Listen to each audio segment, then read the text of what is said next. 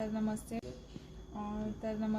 Teachers colony खासबागच्या रोडकडे आहे आणि ज्यांनी साप बघितले ते मॅम तर वरती थांबले आणि इकडून आलं म्हणून म्हणायला लागलेत साप. तर बघा कोणता साप आहे.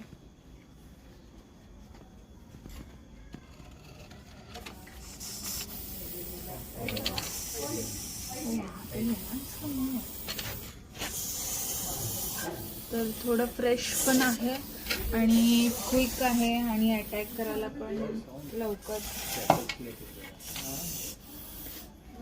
येऊ शकतो. तर बघू शकता घोणस आहे आणि आता तरी जसं मी म्हटलं की घोणसची संख्या वाढायला लागली आहे. पहिला तर नाग वगैरे येत होते. एक मिनिट सर.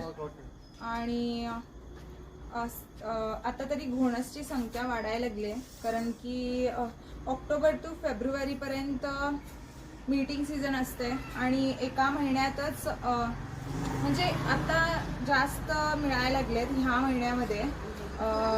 का असं व्हायला लागले तुम्हाला काय वाटत असेल हे मला नक्की सांगा. म्हणजे घोणसची संख्या वाढायला लागली आणि फक्त आम्हीच नाही, भरपूर रेस्क्यूअर सुद्धा रेस्क्यू केलेले आहेत. आणि का असं व्हायला लागलं आम्हाला नक्की सांगा. आणि तुमच्या इकडे सुद्धा असे साप येऊ शकतात तर थोडी काळजी घ्या आणि सापांची जर अशी माहिती तुम्ही सुद्धा ठेवून घ्या. ह्याला नॉर्मल साप आता म्हणत होते पण हा नॉर्मल नाही आहे.